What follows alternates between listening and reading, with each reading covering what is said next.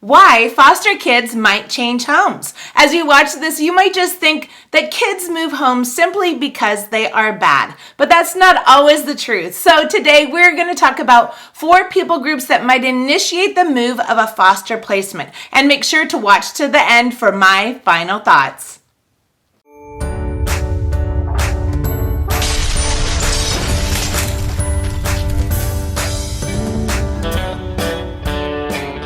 My name is Jen Avellaneda, and today we're going to talk about why foster kids change homes. The other day I was at coffee with a friend of mine, and she just let go one of her foster placements. It reminded me of how excruciating and how painful and how hard it is when a child who's been in your home as a foster placement has to move to a different home. But there are many reasons why foster kids change homes. It's not just because the foster parent may request that they move or because they need to move. There's lots of reasons, and we are going to discuss 4 different people groups that might initiate the move of foster children today. The first person that might initiate the move of a foster child is the foster child, him or herself.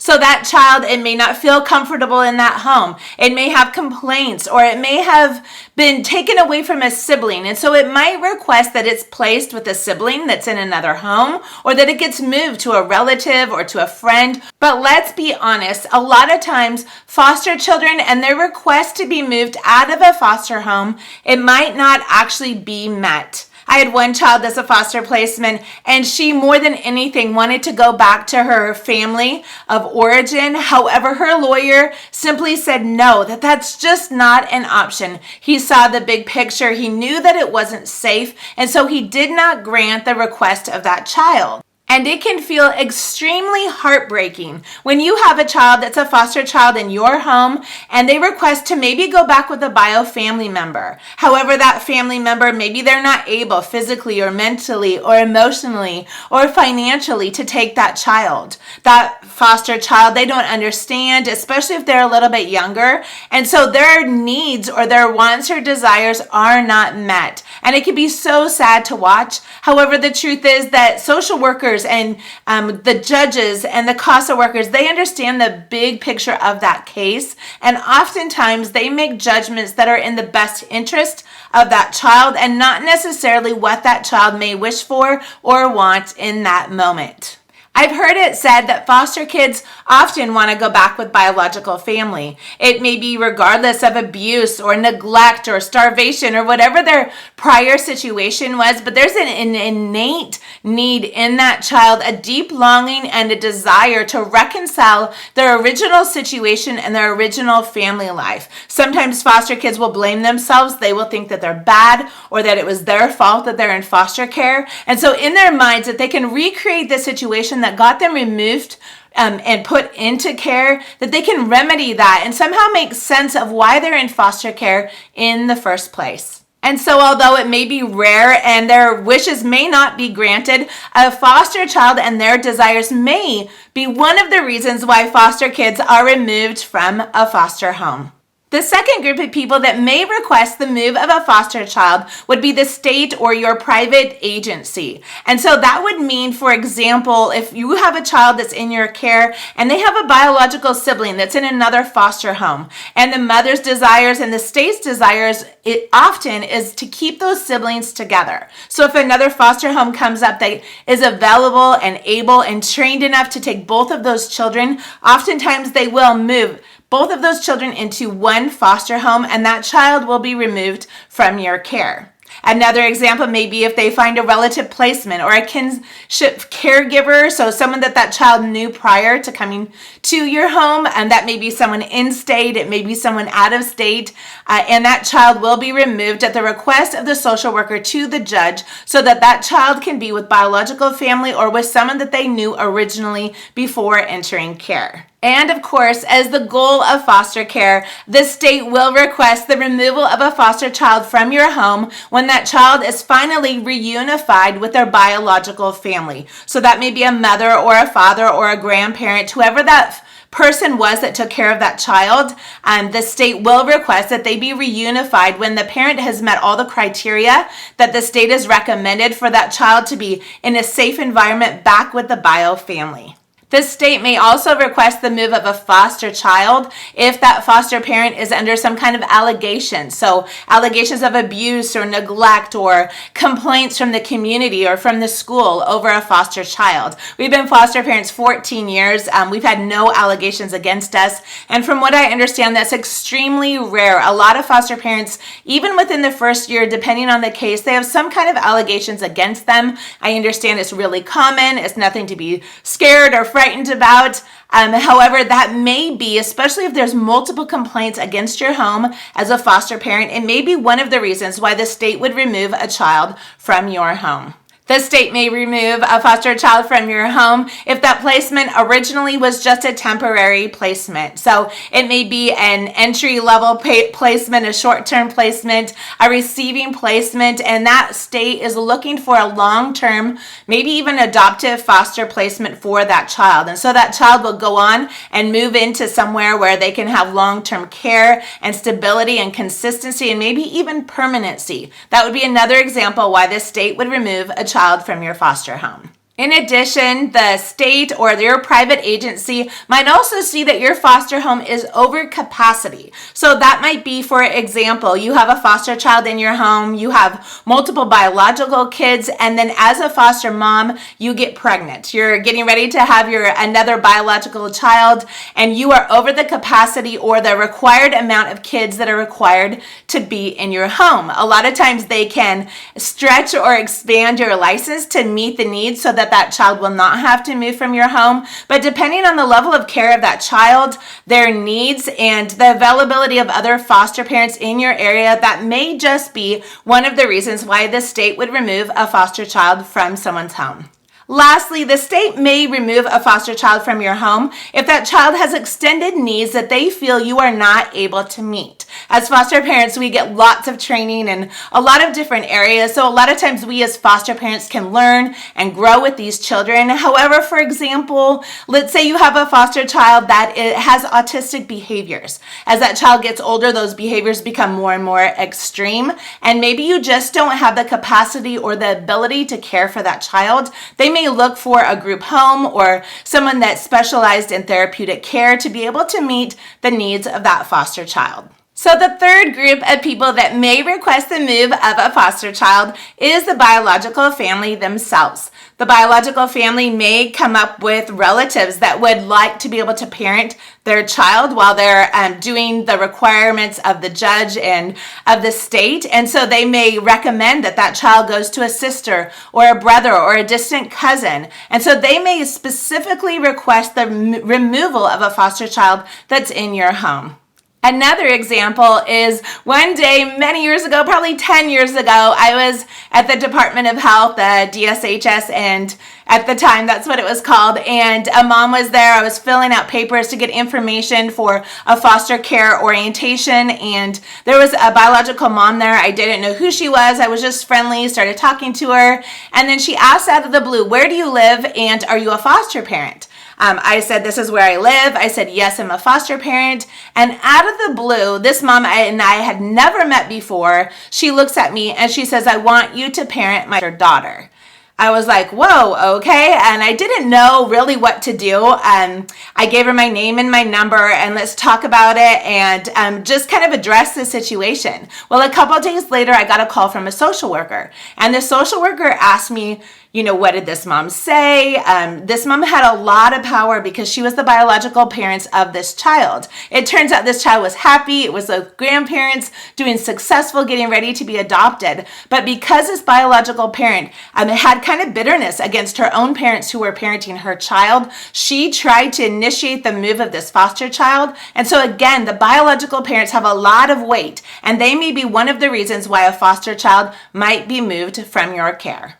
A final example of a biological parent of a foster child requesting the removal of that child from someone's foster home, it may be that this foster parent just does something that is against the biological parent's wishes. So that may be to take that child to church. It may be to cut its hair or not cut its hair, or just any number of things that may go against the beliefs or the core ideas about how parenting should look like according to that biological parent. So they may just, again, create a whole bunch of problems to get that foster child moved. Sometimes it's in the best interest of the child. Sometimes it's really just not, but they do have a lot of weight about moving their kids from one foster home to another.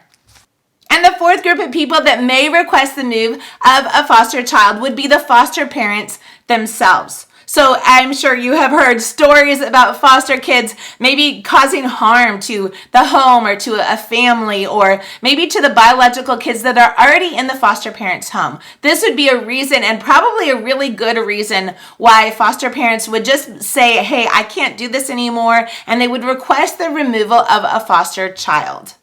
This is an extremely difficult situation. We've had to do this before. We've had kids that have put our kids in danger or made them feel unsafe.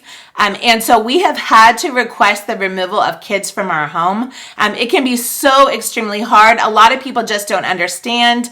Even the foster parents don't understand. They just maybe sense or know that they are to full capacity, and they have nothing left really to give this foster child. Sometimes the foster child themselves will just give up and maybe not even want to be in that home. They'll have this idea or this dream kind of notion that if they go with their biological family, everything will be okay. And maybe if they can create a little bit of havoc in the foster home, that biological home will open up sooner and they will be able to return home. Sadly, a lot of times that's just not the case. In fact, what it does is it creates even more problems. That child will get moved to a different home and will have to learn to reattach and rebond. And the behaviors often just get worse from home to home. But sadly, kids, especially who have been in numerous homes, they struggle with attachment. They struggle with trust, justifiably so. And the foster parents have to work extremely hard to connect with these kids. And so maybe at some point that there's not a healthy attachment or a healthy bond between the foster parents and the foster child. And so the foster parent will request the removal of that foster child. Sometimes the foster family themselves, they will have a crisis that will occur. They will have health issues that will occur that will limit their ability to fully take care of the foster children that are in their care. And so sadly, that's one really big reason. I know for us, we've had to lose foster placements and potential even an adopted placement because of our health. And so that's something really to look at and to consider, and to not judge. When kids leave people's homes, you don't know the full story. You don't know what's going on. There's other times foster parents have to move. Maybe they get deployed to a different area or have to relocate or move towards family. And so they're out of this district of where that child resides, or maybe even out of the state. And so those are just other reasons why a foster parent might request the removal of a foster child. Another example of why a foster parent might request the removal of a foster child is because that foster parent only does maybe short-term foster placement. So maybe 30 days, they do receiving care, and after those 30 days are up, that child will move on. Another example may be that if they do long-term care, but they're not a potential adoptive home. And so if that's the case, that foster child will be requested to find an adoptive home, and so that foster child will leave that foster parent's home at that time. There is so much I could say on this subject when it comes to foster parents requesting the removal of a child or allowing a child to move on to another foster home. It is heartbreaking. It is the most difficult thing a foster parent will ever do. As foster parents, we're extremely compassionate and oftentimes emotional and loving, and we just want to help and connect and really, really do the best that we can to benefit these kids the best that we can. However, there's times that we get to a point that we recognize what is best for this child is not necessarily being in that foster home. They know that someone else can meet the needs better. They can raise them better. They can maybe provide services in a way that the present foster parent can't. And so because of this, foster parents do sometimes have to just use their intuition and their gut instincts when it comes to this, because the truth is we just don't want to quit. I think that if you become a foster parent, you just know and go into into it, knowing that it's going to be a very hard and difficult thing. And a lot of times foster parents, they have grit and they just don't want to quit or give up. They will persevere and keep pushing forward and keep believing in that child. But there are times when they know enough is enough and it's time to be done, and let another foster parent or another maybe adoptive parent address the needs of that child or raise or take care of that specific foster child. And so when that happens, please just give those foster parents so much grace. Those parents will grieve, and not just that week or that day or that month, but often for years and years to come. As foster parents, we love each and every one of our foster kids that come into our care, regardless of how they behave or what they do or how long they've been in our home. And so having a foster child leave for any reason is extremely difficult. So again, just please have a lot of grace and understanding. Pray for them, offer to bring them meals, or just to be a listening ear so that you can better understand and prepare their hearts for the next child that may come their way. And these are my final thoughts. If you're a foster parent, or you're a family member, a relative, or a community member of a foster parent, please do not be afraid of these foster kids. As foster parents, don't be afraid to take the hard kids, the ones that have been waiting on the list for a long time, the older children, those who have been in home after home, because these kids will surprise you. The power of redemption and love and stability and consistency and boundaries will surpass what you even imagined they can do. They need someone to believe in them, to step out on a limb, to take a risk for them. So please say yes to these kids. And I encourage you, if you feel like you can no longer take care of a child, don't make rash reactions or, just instantaneous decisions. Sit on it, weigh on it, and really ask the people in your community, ask your spouse, ask your kids, and those around you, what is the best thing to do? Because your heart may change and you may bond with that child, and you may even have that child as part of your forever family. Don't be afraid of the biological family or the state or these children leaving. It is part of the process. And it is much more beautiful to be able to have these kids in our home, to learn from them and grow from them, than to have never had them in the first place. The world and even people in the church, they may tell you that things that are hard are bad, that they're not from God. Anything that's hard or difficult or, may make us weep or cry or stretch ourselves, it's not from God, but that's just not true. God gives us hard things to do. And you will know that you know that you know if a child is meant to be in your home. As you press into his heart, you seek his will, you pray, and you just really ask him for wisdom and discernment along the way. These kids are worth it, and I encourage you, don't be afraid. Jump out and take a foster child. Thank you so much for watching. Make sure to subscribe below. Go out, live bold, and be brave, and we will see you next time.